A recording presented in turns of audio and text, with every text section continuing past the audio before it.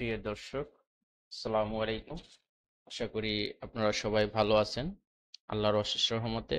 আজকে আপনাদের সাথে যে বাড়িটির ডিজাইন শেয়ার করতেছি, এটি ভোলা জেলার বেদুরিয়া ইউনিয়ন ৫ নং ওয়ার্ডে অবস্থিত এবং এটির মালিক মোহাম্মদ জুয়েল হোসেন। এটি দুইতলা একটি বিল্ডিং। এটার ফাউন্ডেশন দুইতলা, বাট একতলা কমপ্লিট হয়েছে। আজকে আপনাদেরকে একতলার কি কি কাজ কমপ্লিট হয়েছে এই কাজগুলো দেখবো। ফার্স্টে উঠতে আমরা একটি ডাইনিং রুম এবং বিশাল একটি দরজা পাবো। দরজার ডিজাইনটি অনেক সুন্দরভাবে করা হয়েছে এবং এটি একটি ডাইনিং রুম এবং এটি একটি বেডরুম এবং বেডরুমটি অনেক সুন্দরভাবে করা হয়েছে। জানালার ডিজাইন এবং রুমের সাইজ স্ট্যান্ডার্ড ভাবে রয়েছে এবং এই বেডরুমটির সাথে একটি বারান্দা রয়েছে এবং বারান্দার ডিজাইনটি অনেক চমৎকারভাবে করা হয়েছে। আমাদের ডিজাইনে যেভাবে দেওয়া ছিল সেম ওইভাবেই করা হয়েছে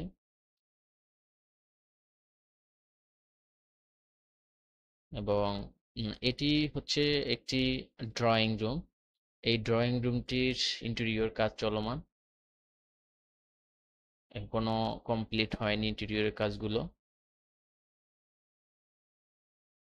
এটা হচ্ছে ড্রয়িং রুমের টিভি ক্যাবিনেট। ক্যাবিনেটের কাজটিও চলমান, এখনো সম্পূর্ণ শেষ হয়নি। এটি একটি ডাইনিং রুম এবং এই ডাইনিং রুমটি একটি সুন্দর একটি বেসিন দেওয়া আছে। বেসিনটি অনেক সুন্দর এবং চমৎকার ডিজাইনের এবং ড্রয়িং রুমের সাথে আরেকটি বেডরুম রয়েছে। এটি বড়সড় একটি বেডরুম। বেডরুমগুলা স্ট্যান্ডার্ড সাইজে করা হয়েছে আর গ্রামে পর্যাপ্ত আলো বাতাস সব দিক বিবেক বিবেচনা করে দেন এটার জানালা গুলা এবং ওইভাবে অনেক সুন্দরভাবে করা হয়েছে। তার পরবর্তীতে এটি একটি কমন ওয়াশরুম এবং ওয়াশরুমের সম্পূর্ণ কাজগুলো বা টাইলস হতে শুরু করে বেসিং বা ফিটিং ফিক্সার গুলো আমাদের পছন্দ মতন মালিক সংগ্রহ করে দেন।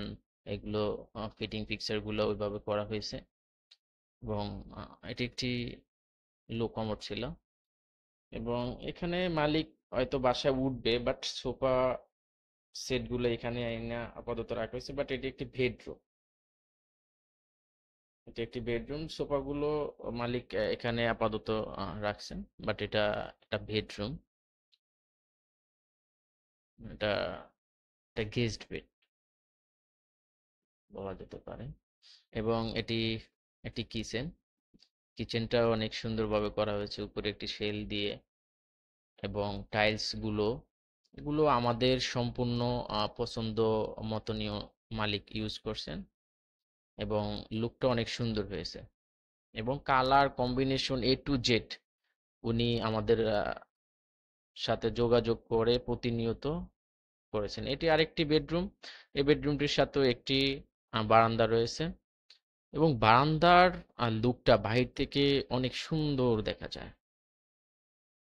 আর এটার যে মিস্ত্রি ছিল উনিও অনেক সুন্দর নিখুঁতভাবে কাজগুলা করছেন। প্রতিনিয়ত আমাদের সাথে যোগাযোগ করে উনিও অনেক কষ্ট করছেন। এটি একটি মাস্টার বেড ছিল।